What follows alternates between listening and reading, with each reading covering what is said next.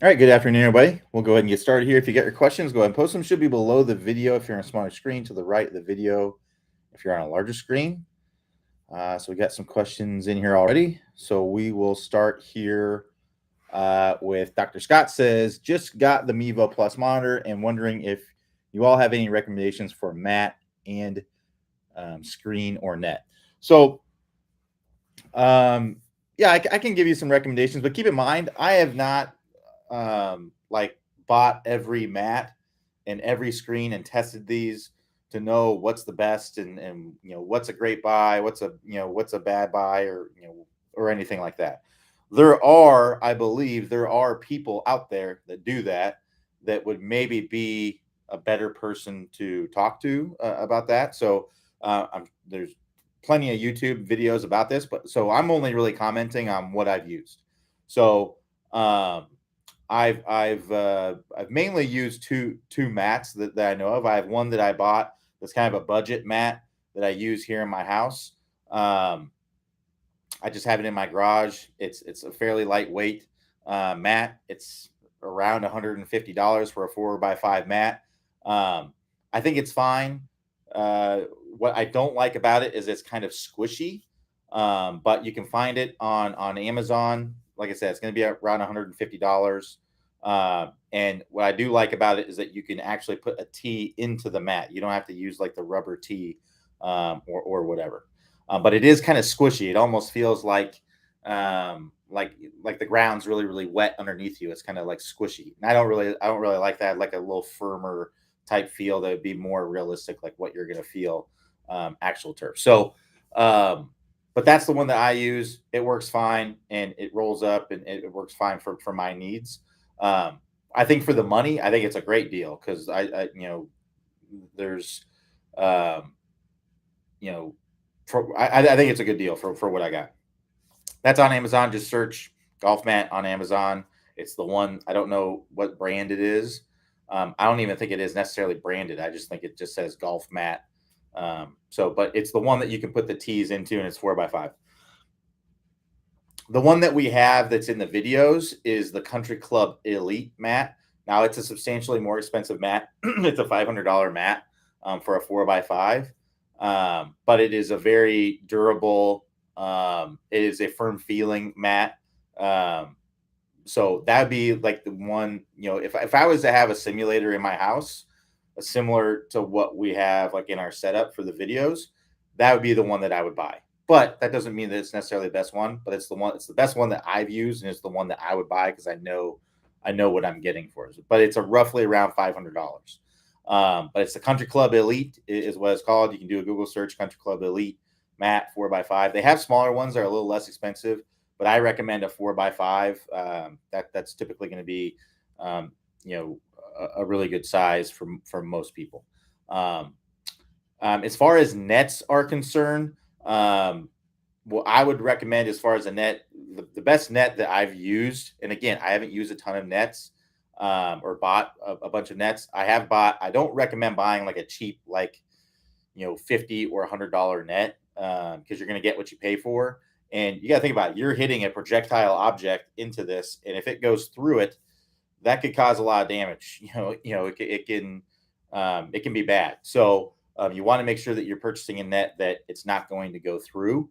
Um, so the net that I've purchased myself and that I've used and I know it's a high good quality is the Net Return. The Net Return is a high quality net.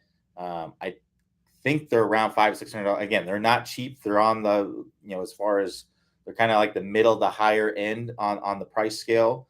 But you don't really want to go cheap on the net. I wouldn't recommend that, but you can get a cheap net. You can get a $100 stand up net kind of thing.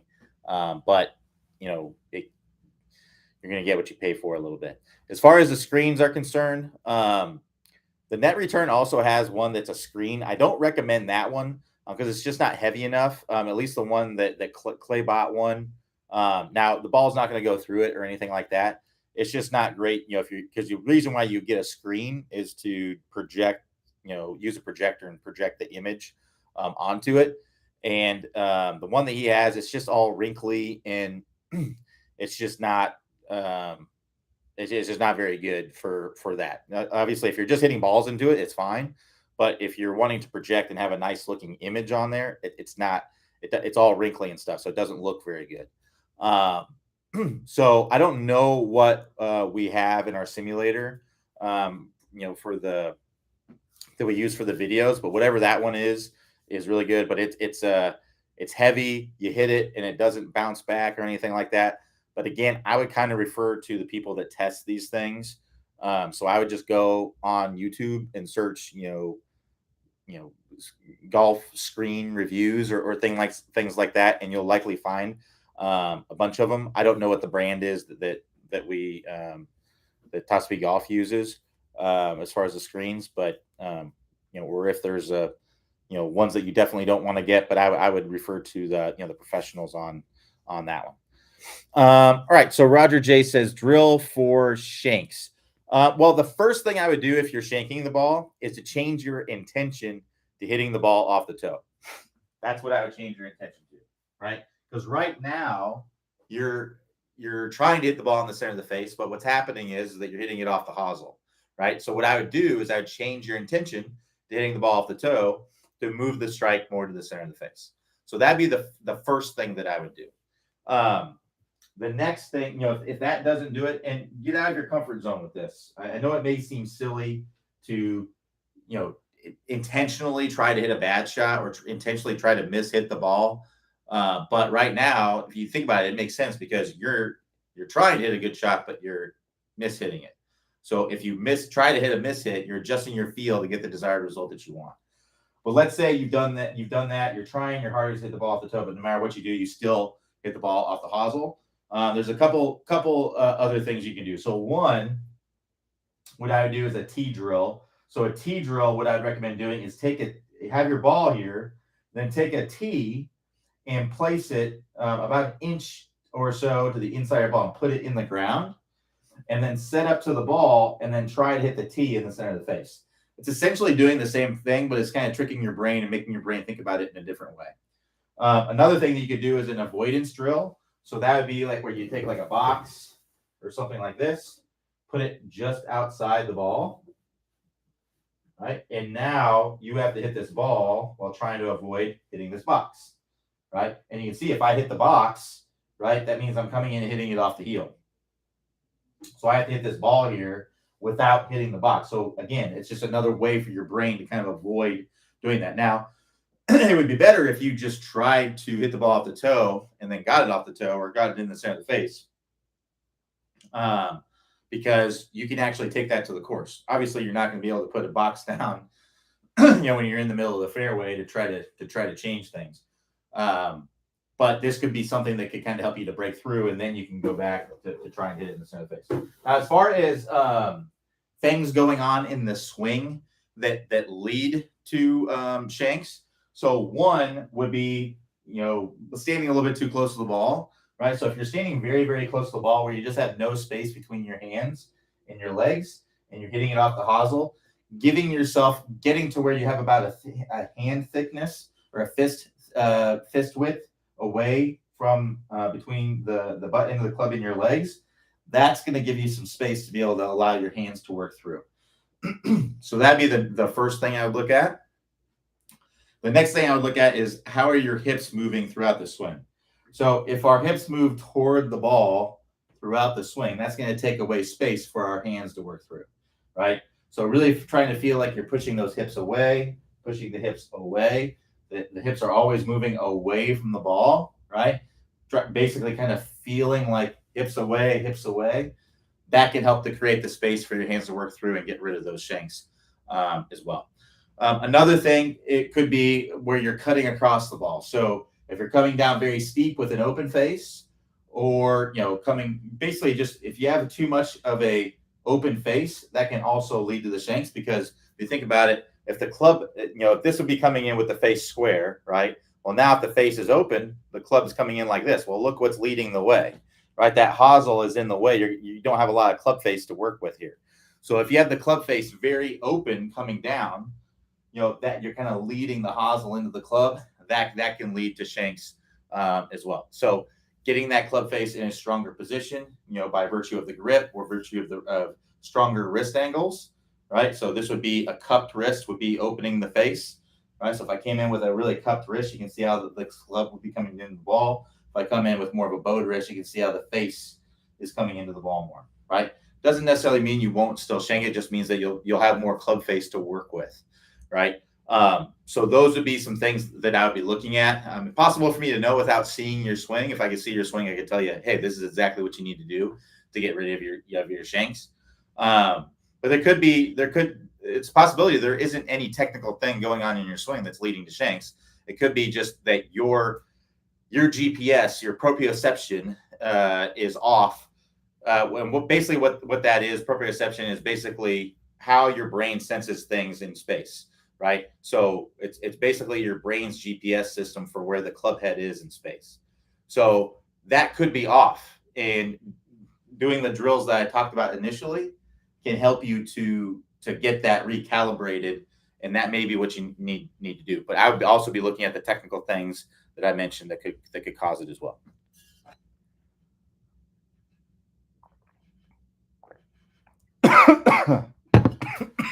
Excuse me.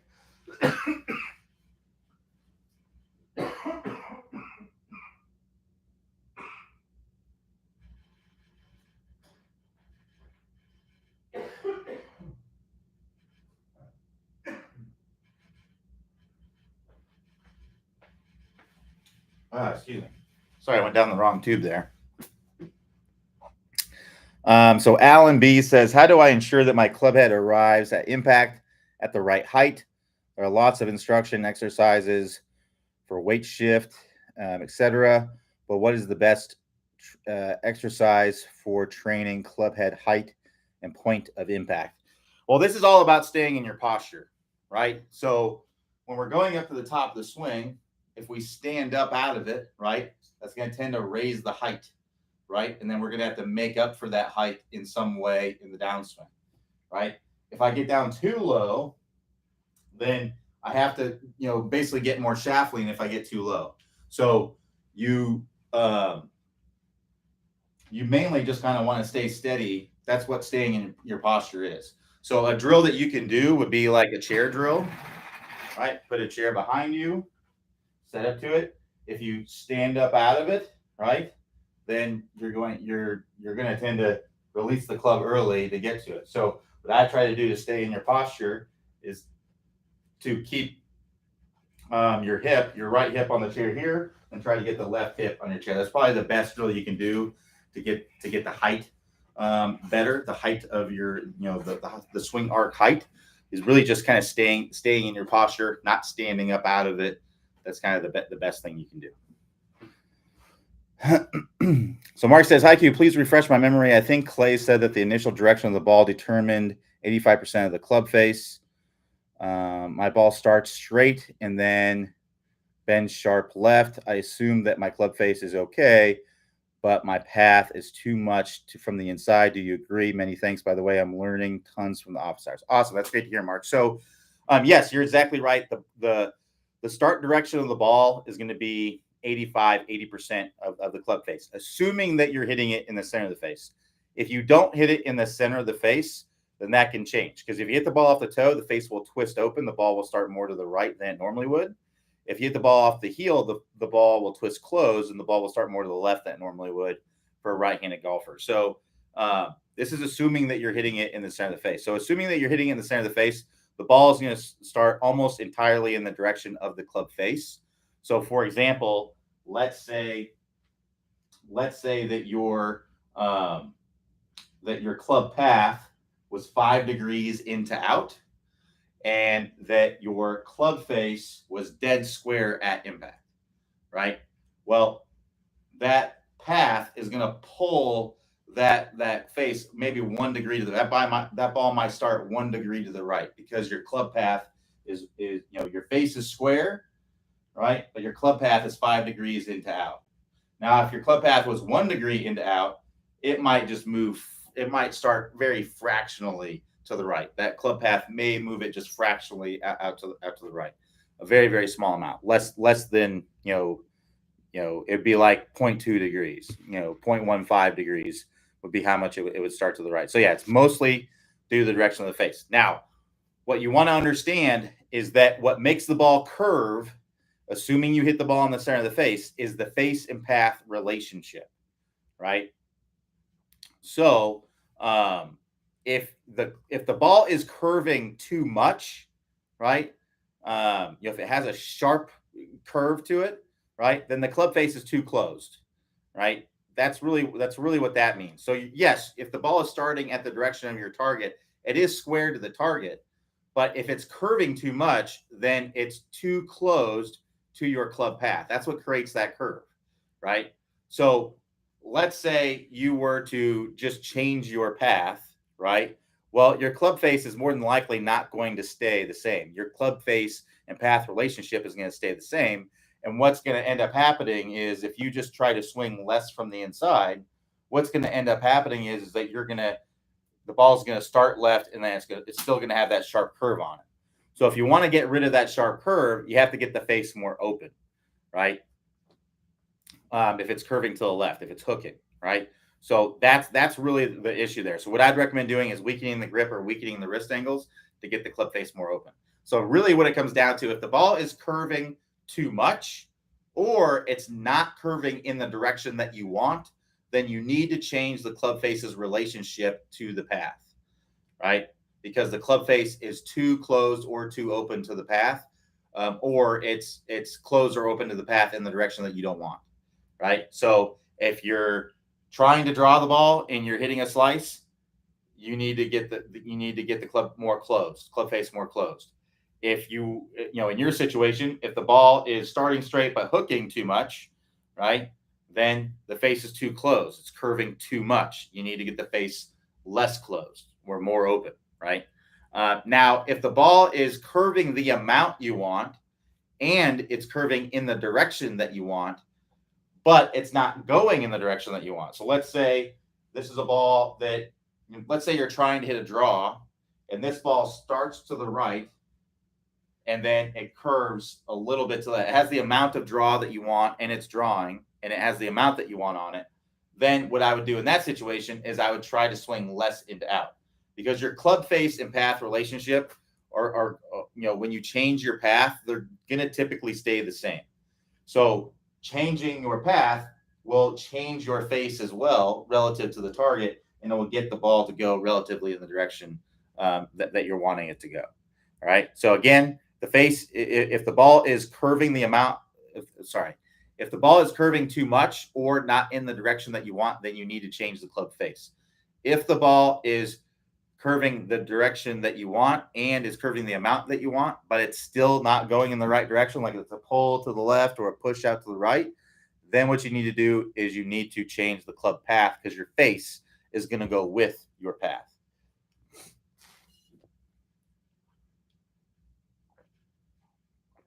So again, based on what you just described, you need to get the face less closed. So that way your ball can start to the right of the target and then draw back toward the target. So it may be easier to put numbers on it as well. So let's say that in your situation, your club path is 6 degrees into out and your club face is 0, right? This would create a ball flight that would start pretty much right at the target and then have a substantial amount of curve to it, right to the left, as you described, right? Well, if I were to change my club path, let's say I would change my club path to be 3 degrees into out. Well, my club face is going to go with that. So now my club face is going to go 3 degrees to the left as well. So now my ball is going to start left because it's going to start in the direction of the club face, because it's now 3 degrees close to the target, but it's remaining 6 degrees closed to the path. Now my ball is going to start left and it's going to go more to the left, right? So it's actually going to make your problem worse if you just try to change the path. Now, and what you want to do is get the face less closed to the path.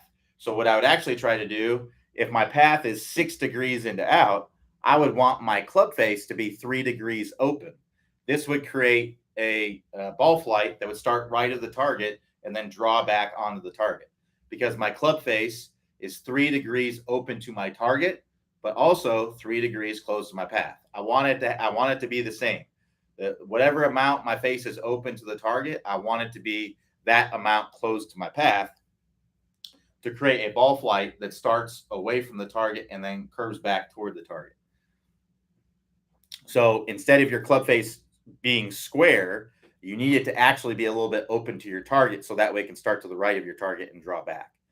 Now, if you're trying to hit the ball dead straight, you need to do both. You need to get your path more toward the target, and you also need to get your face less closed, right? You need to do both. All right, let's keep going.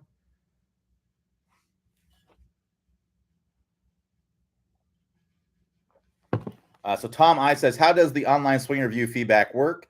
Is it text or video review? It's a video review. So, and there's definitely some text involved. So not all the instructors technically work the same way necessarily with the feedback, but I can tell you exactly what I do. Or I assume that other instructors do something very similar. So we use an app that's called OnForm. And with this app, you can very easily video your swing, and you use the app to send the video to your instructor. So once you sent the video to your instructor, and with me, I actually have you take a quiz that gets you to ask some questions about your game, so that way I can understand how to best help you. So based on your answers to the quiz, I will give you feedback on your swinging and give you drills on what you need to do. So let's say you're someone who is slicing the ball, just a generic problem, right? Let's say you're slicing the ball and you send me videos where you're coming over the top with an open face, right? Well, I'm going to send you a video. I'm going to send you a lesson back that has your swing, right? Where I'm talking through and showing you what I'm seeing in your swing. I'm drawing lines, angles, whatever it is. Sometimes I'll bring a pro swing and kind of show you, okay, this is what Tiger is doing, right? See how the club's coming down, see where the club face is, then show you here's how yours is coming down. We want it to more match this. And then I would give you drills to help you to move in that direction to get your ball flight or whatever it is more in order, right? And I'm talking through this, and so it's a voiceover lesson. And what's going to happen is that when the lesson is complete, you're going to get a notification if you have notifications on there, or you can just check that periodically if you don't want to have notifications. And you'll see a message from me. It's almost like texting. If I think most of us on here text, right, on the phone. The app is almost like texting. It's a chat, and then the videos show up in the chat in the app. So you'll get a video, and then you'll be able to open it and watch the video, pause it, whatever. You can take notes, whatever you want to do. And then, you'll text me basically through the app to give me your feedback and things like that, or to communicate with me. So if you ask a question, I may answer the question in text if it's just kind of like a quick answer, like a yes or no, or something like that. If it's something that is a more kind of drawn out answer, a lot of times I'll make a video kind of answering the question, very much like the office hours, like what we're doing here. I'll make a video where I'm answering the question for you. So that's basically how it works. And you have unlimited access. It's unlimited questions. There's no limit to the amount of lessons that you get. We ask that you just send 2 videos at a time, because all the swings are mostly going to look the same. You don't need to send me 30 swings. We don't need to, because they're all we'll overlay those and they'll pretty much all look the same. Even though the results of the shot may be vastly different, the actual swing itself will be mostly the same. So we don't need to send like a ton of videos, but it's unlimited lessons. So, if you work on something and you're working on it every day, like you may be getting several lessons a week. What I find is kind of the sweet spot is that it's 1 lesson a week. That's kind of the sweet spot. Those are the students that I see that make the most progress, are the students that work on things for a week. They're working on it every day for a week. They're making progress, and then they send videos, and then we continue to progress along with whatever it is. or we switch to something. Once we get something in order, we switch to working on something else, right? So that's kind of the way that works. Let me know if you have any more questions about the online lessons, but that's how it works.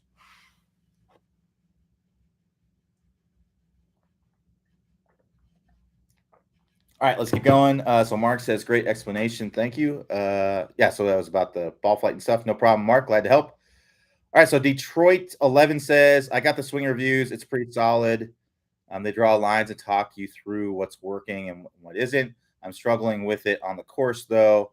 It's a process and isn't going to change overnight.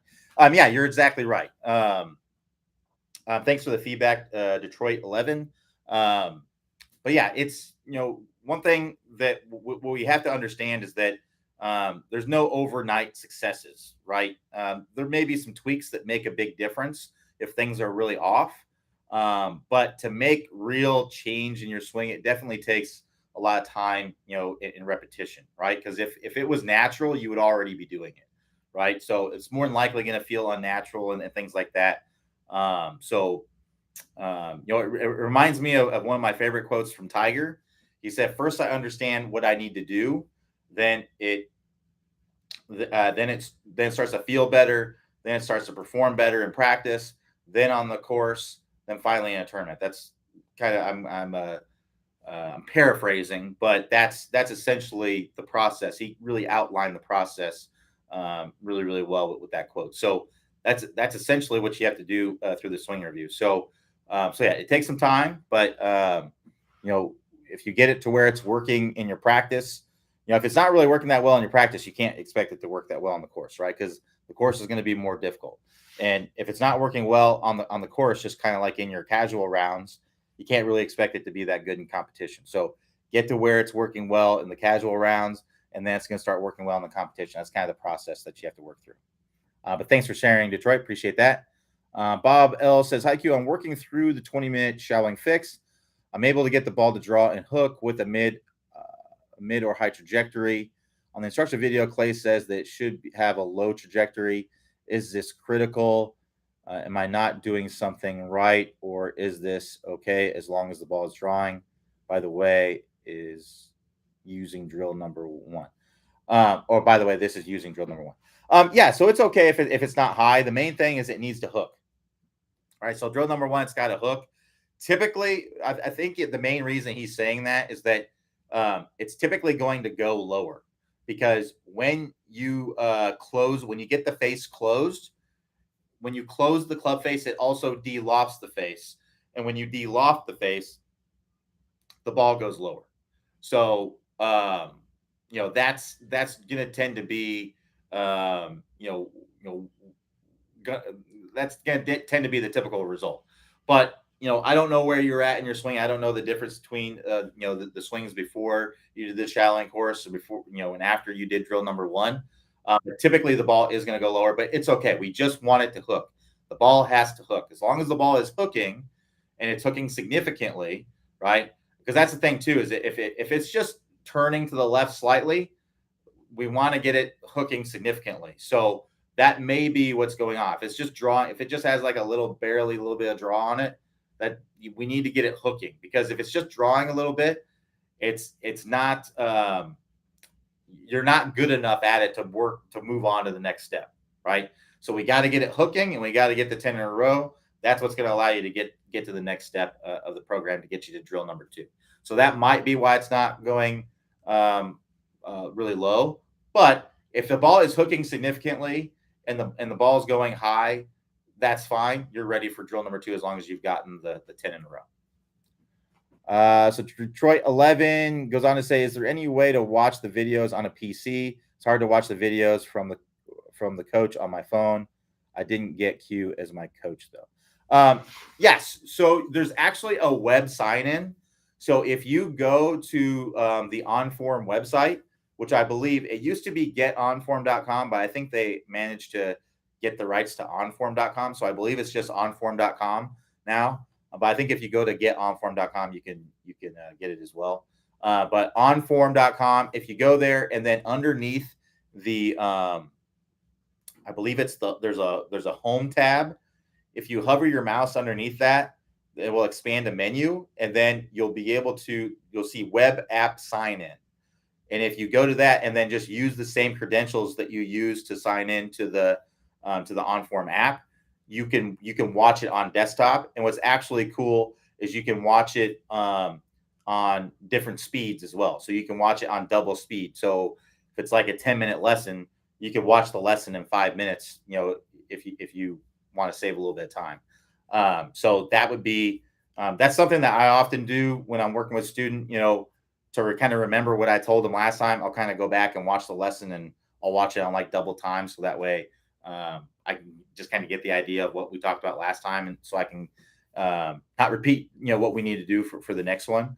But yeah, that's something you can do. So get onform.com or onform.com, go to the home, and then web app sign in with the same credentials.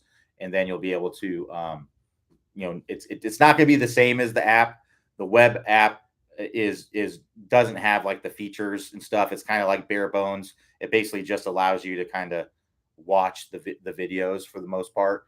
But that would be what I would do if you wanted to watch it on a bigger screen.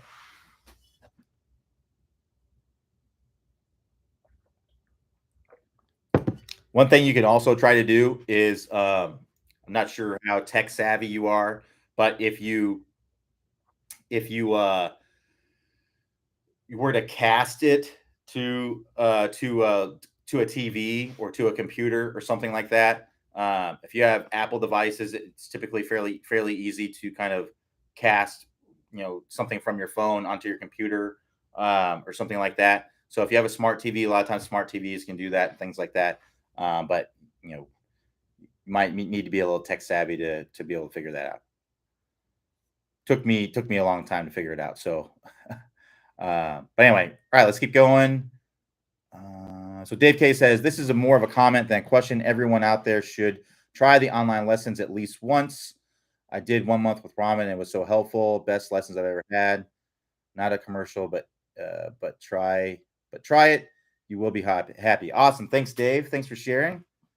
Appreciate that. Glad you enjoyed your lessons. Let me actually see if anybody has spots available, because the spots do tend to fill up pretty quickly, because we do have a limited number of people that we can work with, and we only have so much time in the day. So let me see here. Yeah, so currently here's what I can do. I'll go in and I'm going to open up a spot on mine. So right now I have one spot available, just since we're talking about it and stuff like that. So if anybody wants to do the online lessons, here, I'll do this. I'll put up 3 spots, but after the office hours are over later, I'll close that. I just want to open up spots since we're talking about it, if people are interested. But if you want to work with me, just go to this, above the video there. You can click that link. You should be able to click that link and be able to sign up. If it says join the waiting list, you can just refresh the page now, and it should show that there are limited spots available. But I just opened up some spots, so if you'd like to work with me, just click the link, and we can start working on your game. All right, so Bob L says, thanks for the previous clarification. What do you consider significant draw or hook? 10, 20, 30 yards. I would say, because you're going to be using like a mid iron, so I would say like 20 yards would be significant. 10, I would like to see a little bit more than 10. So I would say 15 to 20 would be significant. 30 would be even better. But yeah, 10, I'd like to see a little bit more than 10. For not hooking at 10, more than 10 yards, that I would say that's not enough of a hook to be ready to move on to the next step. All right, so Detroit 11 says, could you demonstrate the starting move to get the hips starting the downswing? My friends say I look like Elvis. That can't be right. Yeah, so basically what's going to happen with the legs is to start the downswing, right? Is we're going to have pressure. So at the top of the swing, let's talk about what happens in the backswing first. So with the legs, my legs are going to what I would call trade flexes. So what that means is that the right leg is going to straighten out a little bit, as the left leg flexes and moves in, right? So that's going to look like this, right? So if you look here, that's going to look like this, right? So you see how my right leg is straightened out some. Now, when I say straighten out, I don't mean lock it out, right? I don't mean that. I just mean it's straightening. So it's not going to be fully straightened out. It's just going to be straightening to move that hip back and around. We don't want to lock it out, because if we lock it out, it's going to be hard to move athletically in the downswing. So it's going to be there's typically going to be some amount of flex there in that trail leg when you get up to the top.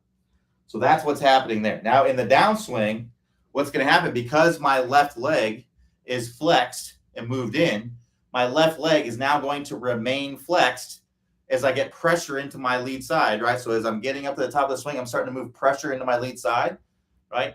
When I do that, my left leg is going to stay flexed and it's going to bow out, right?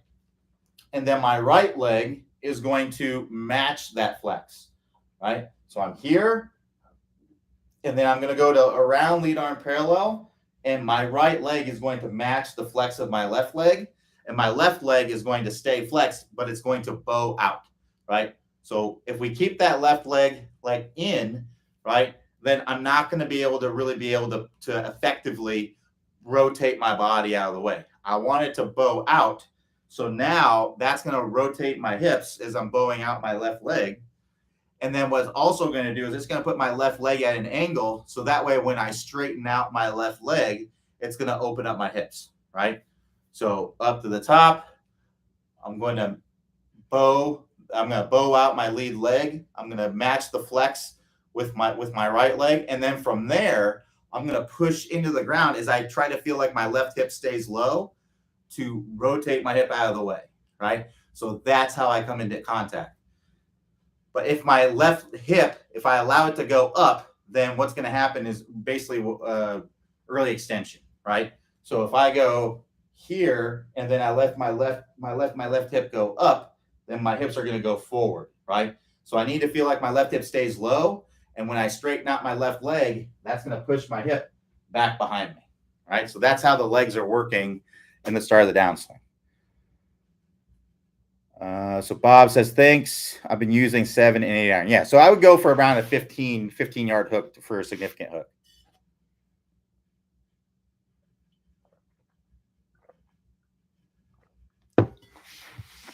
Don't be afraid to really try to bend that thing. Try to get it to really hook. All right, keep the questions coming.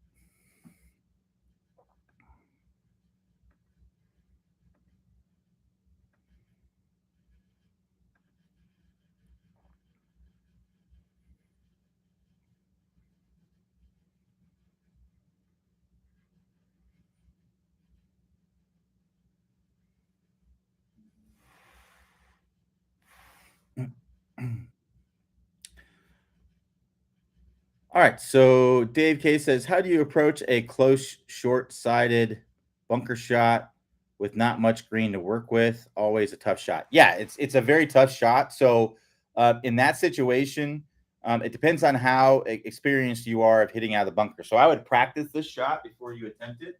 But basically, what you have to do is you have to hit a little bit closer to the ball to get it to spin. So it's going to be the same approach. You're just not going to hit the ball you're not going to swing as hard, and you're going to hit the ball. You're going to hit a little bit closer to the ball to get it to spin. And you really want to try to keep as much loft on the face as you can, so that way it can go up, right? So it's going to be wide open. So if you just kind of go over like a kind of standard bunker shot, wide stance. The reason why we want to have a wide stance, one is it gets you to be, it gets you a lot of stability, because sand in and of itself is typically not a very stable surface. So if our feet are really close together, it may be hard to kind of stay stable with the swing. So I like to be wide, so that way you can get a nice wide base. The other thing is that it makes it easier to get the handle low, right? And if we can get the handle low, then that gets the face more open and exposes more of the bounce, right? So I want to get this handle really low. I want to get this face wide open, right? And I want to stay low through the shot. I don't want to get low and then kind of stand up and do that, right? I want to stay low, and you want to hit closer to the ball to get it to spin more, because the more you catch of the ball, the more you're going to kind of grab it and get it to spin. But you're not going to swing quite as hard because you're going to be catching more of the ball. So there's not a ton of margin for error here for this shot. So that's why I recommend practicing it and getting confidence with it before you try it, because there is a high risk here. And if you don't pull this off, what can happen is either one, if you have a large, because most of the time when you're in a greenside bunker, you're hitting it up onto the green, right? You've got to get it up in the air. So it may hit the bank and either bounce back in or bounce over, or you manage to get it up over, but you scold it and it goes way over, right? So that's why you got to practice this. If it's something that you find that you just don't have the ability to really control where you're hitting the sand quite as well, then I would go for the much lower risk shot where you're hitting 4 to 6 inches behind the ball. And it's really just going to be a situation where you just take your medicine. You may have a 15, 20 footer for par, but it is what it is. At least it's not, because if you scold it 50 yards over the green, well, now you've got to get up and down for bogey. And you're just asking for double or triple when you do that. Whereas if you just kind of take your medicine and say, hey, I'm in the bunker, on this one, the worst thing I'm going to do is make a bogey. I'm going to give myself a chance for par. I'm going to hit my normal bunker shot out of here. It might be a 15, 20 footer. Hey, if I roll it in, that's an awesome par. If I don't, then it's a 2-putt bogey and I'm moving on to the next hole, right? But if you can practice this shot and get good at it and get confident with it, then you may be able to spin it and give yourself a better chance for par, but it is a higher risk. So that's why I recommend practicing it. But you just got to hit closer to the ball and keep that loft on the face. Try to keep that face open. And one thing I would say is that when you finish, I would try to finish where that club face is staying pointing back at you, right? So if you do that, right, so see how I'm finishing with the club face pointing at me?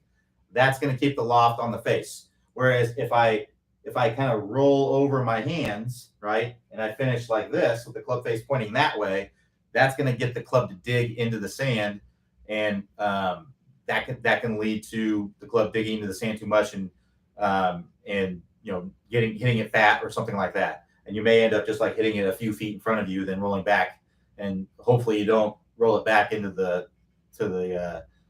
place where you just dug out of the sand, because that's going to be an even tougher bunker shot, right? So if you keep that loft on it, that's going to keep the bounce on it, and that's also going to keep the loft on it to help it up out of the sand and help you to get more spin.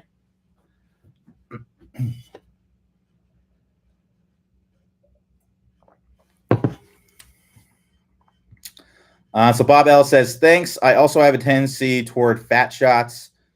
Should I not worry about this as long as the shots are still hooking, and then deal with the fat shots after finishing the shallowing sequence? So I would try to, as you're working through it, I would try to get rid of those fat shots. As long as you're getting 10 in a row where it's hooking and you're not hitting it fat, then I wouldn't worry about it, because you're going to tone this down as you get to it. But if you're fatting a bunch of shots and it's preventing you from getting the 10 in a row, then it's definitely going to be something you're going to need to address in order to be able to move on to the next step in the 20-minute shallowing fix. So this is pretty common, though. It's fairly common to struggle with fat shots when you're working on shallowing out the club, because shallowing out the club and swinging the club more from the inside is going to make the club bottom out more before the ball, right, than it normally would, right? So So if you think about this, if I were to over shallow out the club way too much and then swing 45 degrees out to the right, where's my club going to bottom out? It's going to bottom out here in front of my trail foot. And if my club is bottoming out in front of my trail foot, then it's going to be working up into the ball. Well, the ball's on the ground, so I can't be hitting up on it because the ground's in the way. Now, if you think about the other end of the spectrum, if I'm swinging over the top and swinging to the left, my club's going to bottom out more in front of my lead foot. So that's why people who tend to be over the top and steep tend to hang back in the swing, because if they were to really shift their weight forward and come over the top and steep, well, then the club's just going to bottom out way over here, right? So that's why you see people who come over the top and steep, they kind of stay on their back foot. I'm exaggerating, but they kind of stay on the back foot, so that way they can hit the ground where the ball is. But if you do that same thing and shallow out the club, you're going to hit way behind the ball. So you need to make sure that you're getting a good weight shift to your lead side, so that way when you're shallowing out the club, you can also make ball first contact.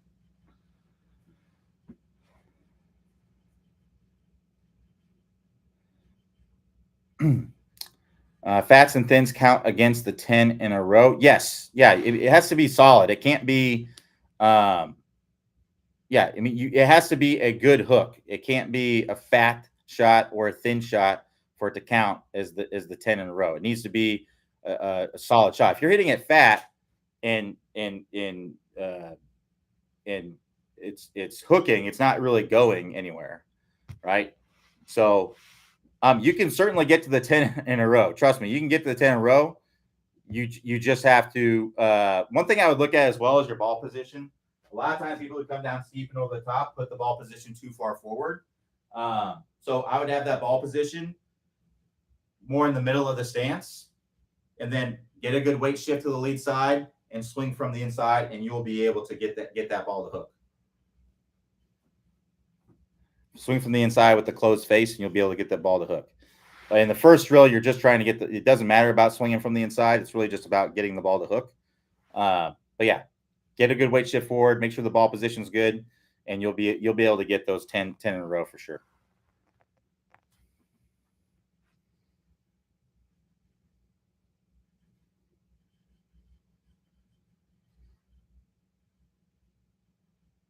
All right, keep the questions coming. We got a little over 10 minutes left here. If anybody has any more questions.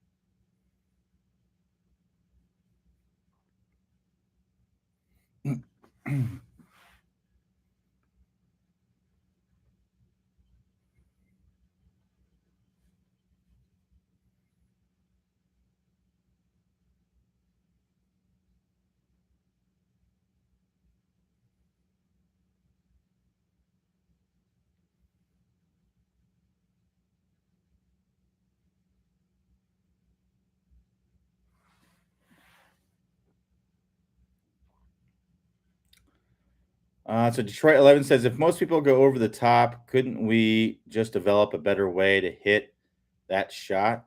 Well, yeah, the problem is that if you're coming over the top, your best case scenario is you just kind of pull everything. You could certainly do that. But if you're just pulling everything, just the forces that are acting on the club aren't gonna be working right. Right. So think about it this way.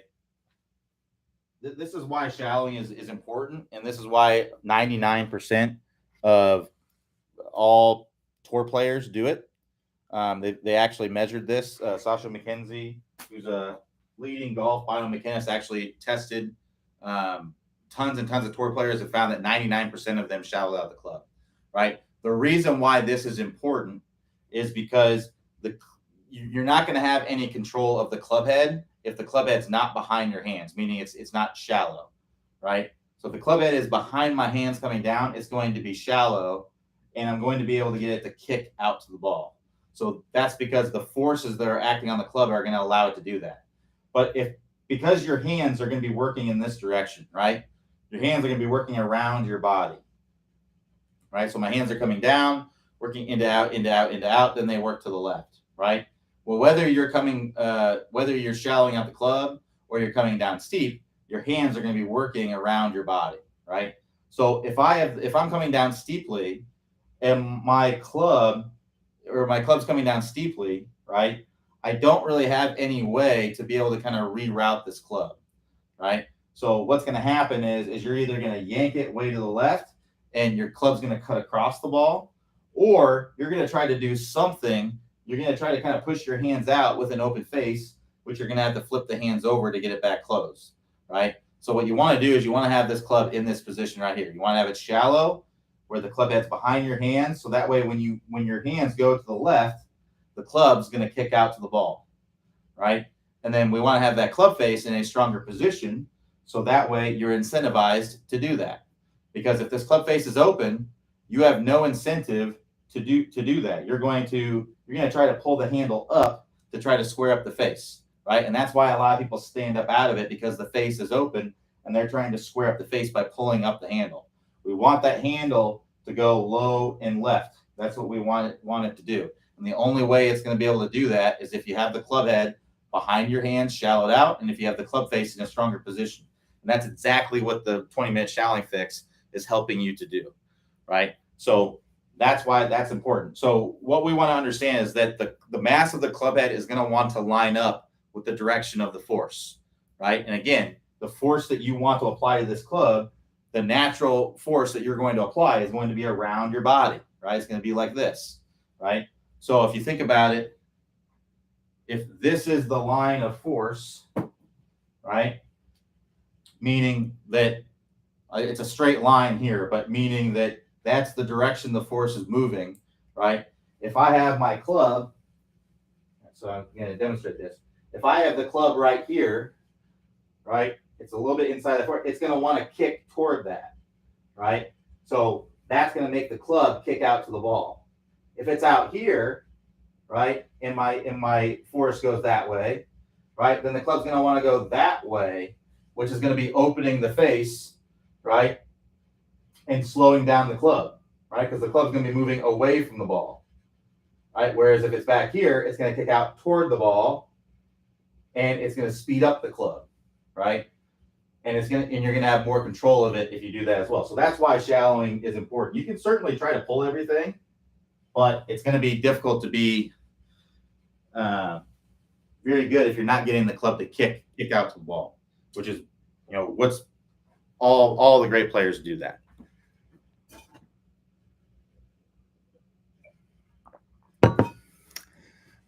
So Rich M says, "Hey Q, been working 20 minutes shallowing, but have a lot of ingrained bad swing patterns. So I've been working with smaller swings to relearn the swing pattern. My impact position is typical amateur flipping. Does working with smaller shots, half swing, etc., have any benefits, or am I wasting my time and should be practicing with full swings?" Well, you have to regress things to where you can do it. So if you can't shallow out the club with a full swing, like if you're exaggerating everything as much as you can and you cannot get the club to shallow in a full swing at full speed, then you have to regress things to where you can do them. And taking a shorter swing is a way to regress things to where you can do them. But the goal would be to regress it to where you can do it, get better at doing that, and then gradually progress it. So maybe you're able to do it at a half swing, but then you get to where you can do that really well and it's easy. Then you start working through it with a 3/4 swing, and you do the same thing. Get to where you can do that really well, then you work it up to a full swing. Now, what I would rather see someone do is I'd rather see someone go slower, right? I'd rather see someone do a slower full swing, but slower as a regression. Because then you're learning how to do it in a full swing. You're just learning to do it slower. And then you build it up to a full swing. You're going to have an easier time, at least in my experience. It's typically easier to progress something toward a faster swing or toward the full speed, like the encore swing, if you just take the normal swing, but you just slow it down. So that's what I would try to do first. Is I would just try to do the same thing, but do it really slow. like literally at like 50% speed. So let's say you have your 150 yard club that you're doing the 20-minute shallowing fix with.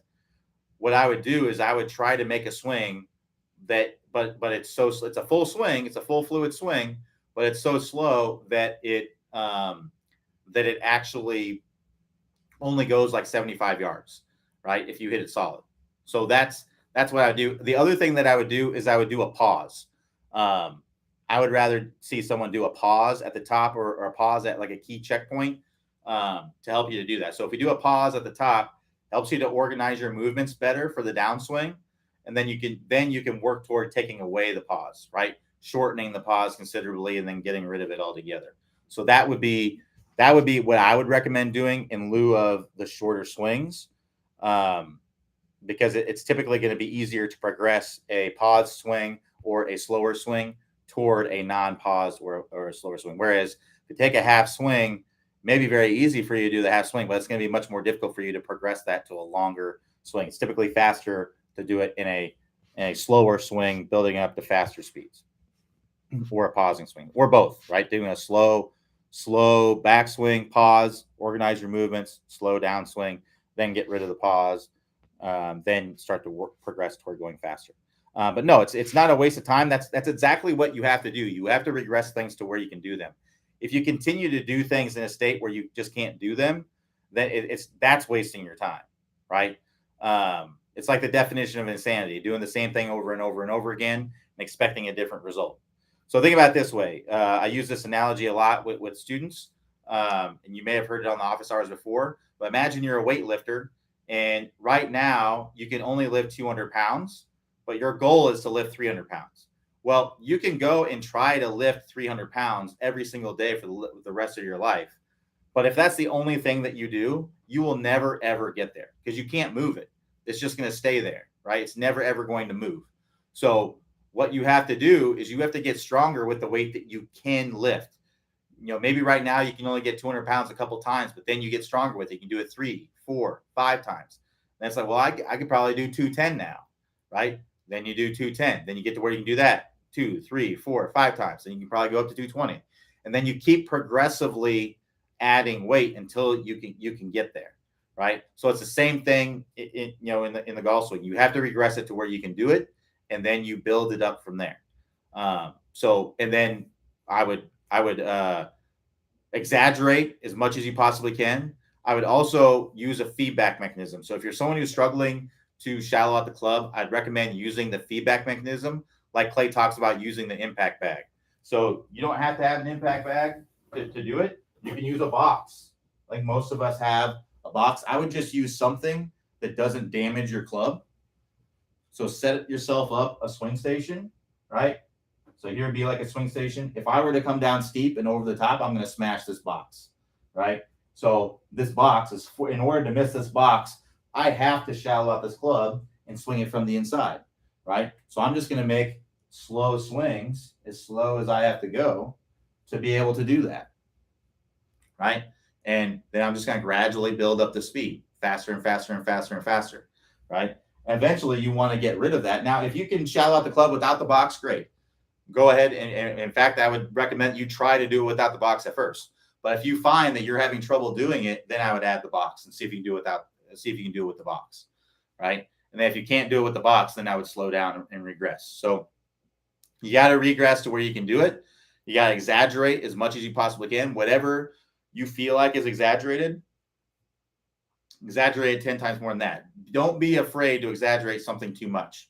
You can always tone something down, right? That's why we want you to hook the ball. We want you to hook the ball because that's exaggerated. Hook the ball 10 times, then get the ball start to the right and hook the ball 10 times. Then you tone it down. If we just try to whittle it down, if you're trying to fix a slice, the fastest way to do it is to learn how to hook it and then tone that down to a baby draw. The slowest way would be to try to whittle down that slice little by little by little, right? Where, okay, maybe you're slicing at 50 yards, then you get to where you slice at 40 yards, then you get to where you slice at 30 yards. I would try to get to where you hook it 50 yards and then tone it down. That's going to be so much faster. So exaggerate as much as you possibly can, and then exaggerate 10 times more than that. Don't be afraid to get out of your comfort zone. Getting out of your comfort zone is how you learn how to do something. use feedback, right? So this would be feedback. Your ball flight is going to be feedback, right? But the box is going to be feedback for whether you're shallowing out the club. And then consistency of reps over time. That'd be the last thing. You may work on the 20-minute shallowing fix. You may get through it in one day, right? But that doesn't mean that you're necessarily fixed forever. If you go to the range the next day and you don't kind of keep these same things in mind, you're just going to go right back to what you were doing before, right? So you may need to work through the 20-minute shallowing fix several times in order to get to where it kind of sticks, right? So anyway, hopefully all that helps. It's 4 o'clock, so we'll go ahead and sign off here. Thanks everybody for joining me. And I did open up a couple spots, so if somebody wants to sign up for the online lessons, I'm going to close those spots here in a little bit. So if you want to sign up, you can sign up today, or in the next hour or so here, or wait until I open up spots in the future.